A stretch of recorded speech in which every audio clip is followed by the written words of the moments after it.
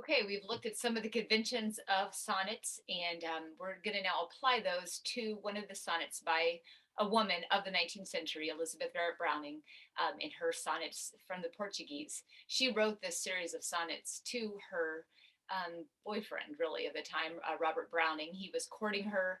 Um, they were mutually attracted because of their poetry, because of really Elizabeth Barrett Browning's amazing poetry, her romantic poetry had been circulating. Robert Browning, another poet, was reading it, and he was attracted to Elizabeth not because of her beauty or her accomplishments, but because of her intellectual abilities. And so he sought her out. They started courting.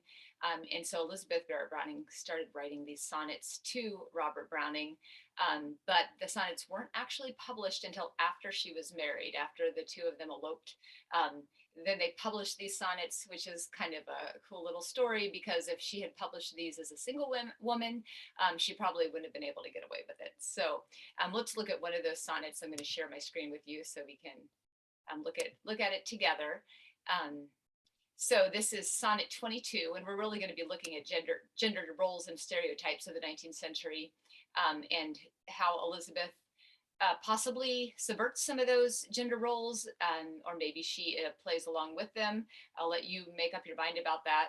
And then you're going to be doing an exercise where you look at another sonnet from the sonnets from the Portuguese and ask these same questions.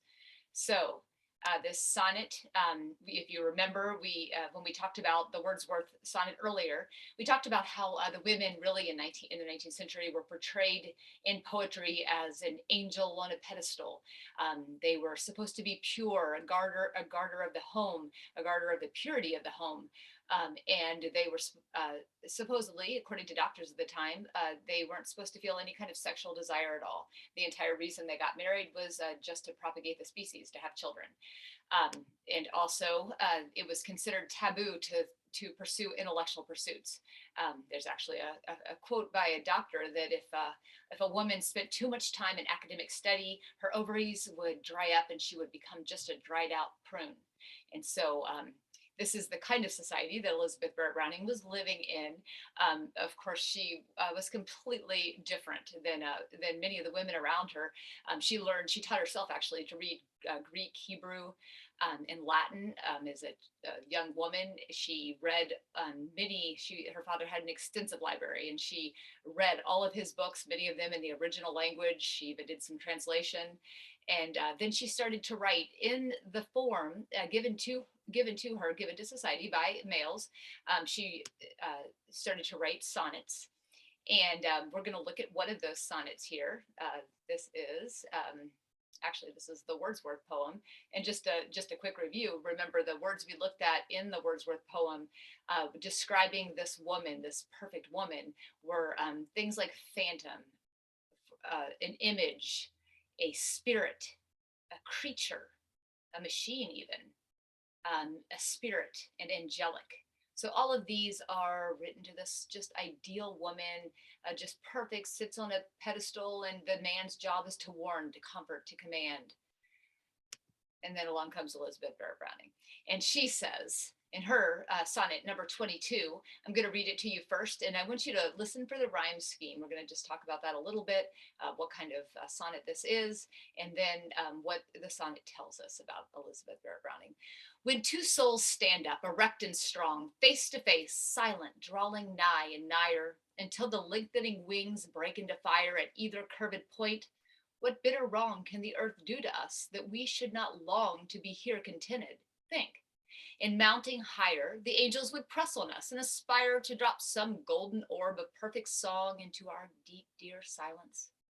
Let us stay rather on earth, beloved, where the unfit, contrarious moods of men recoil away and isolate pure spirits, and permit a place to stand and love in for a day, with darkness and the death hour rounding it. So, did anybody catch the rhyme scheme in that? Take a few minutes to look at that. Look at the last word in each line. What is the rhyme scheme? So good. Yes, it's A, B, B, A, B, B, A, and then C, D, C, D, C, D. That is a traditional Petrarchian sonnet, as we've talked about earlier. And it's divided into two sections. The first is an octave, and the second is a sestet. So the first 8 lines are the first part of the sonnet, and the second section is the last 6 lines. And usually in a Petrarchan sonnet, we'll just go to the next screen here. Um, this is a traditional, this 14 lines with the division between an octave and a sestet. Usually there's a problem or a conflict posed, and then the end of it, there's a resolution. It's in iambic pentameter. We've talked about that earlier. In a sonnet really just means a little song. It's a little song, also known as an Italian sonnet, in contrast to a Shakespearean sonnet. And let's look then at the diction and imagery in this sonnet, because that will really give us a clue to what Elizabeth Barrett Browning is doing and how it differs from her male counterparts. So here we have, well, actually, I'm going to let you look at it. What are some of the words that really stand out to you in this poem? Just let you read through it silently and just call out words that stand out to you. Okay, so the two souls stand up. They're face to face. Yep, that's good, because we're no longer talking about an angel on a pedestal being talked about by a man. This is actually a woman speaking.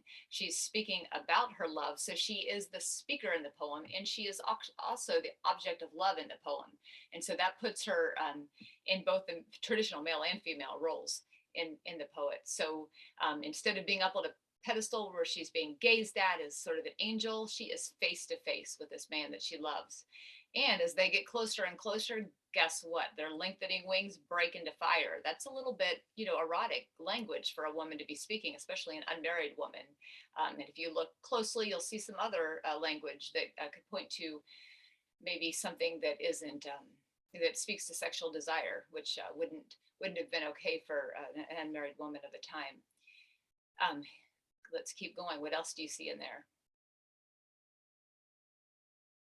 Yes, right, angels. So here we have angels, but the woman isn't the angel. She is saying, actually, if we mount higher and higher, the angels are going to press on us and give us a song and interrupt our silence. We don't want to go up there. We want to stay here in deep, dear silence here on earth, away from the unfit, contrarious moods of men, just the two of us together.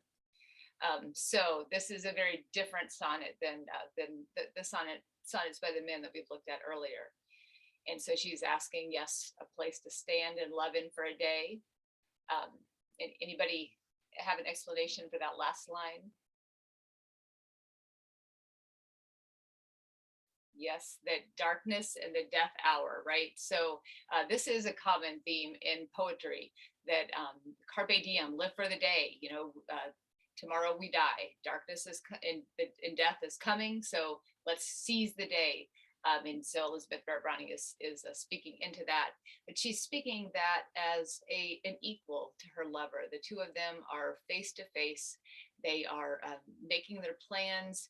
And really, Elizabeth Barrett Browning is controlling the conversation. She's the speaker. She commands him, think, she says. Let's just do this, she says. She is in control of this conversation, and that would not have been common in the sonnet form of the day. So those are some ways that Elizabeth Barrett Browning is taking control of the form given to her by a man, but making it into something different. So let's move on to theme and tone. We've talked about that a little bit. Really, the theme is seize the day. The two of us, we need to seize this time together, not rush on into heaven, but here on earth, enjoy each other. So Elizabeth Barrett Browning is speaking as a woman who does have sexual desire, who does have a voice. And some questions that I want you to think about. How is the woman in Sonnet 22 portrayed? Look back at the poem and somebody give me a good answer to that. Secondly, would you consider the speaker to be a typical 19th century woman? We've talked about this a little bit, but what do you think? Why or why not? Make sure you can support your answer. Anybody have an answer for me? Okay, and last, how does the speaker object of Barrett Browning's poem differ from the woman in Wordsworth's poem? So let's look back at that poem and compare the two. How are the two speakers different? The two objects of love different in those two poems? Okay, and of course, I would leave time for the students to answer those questions.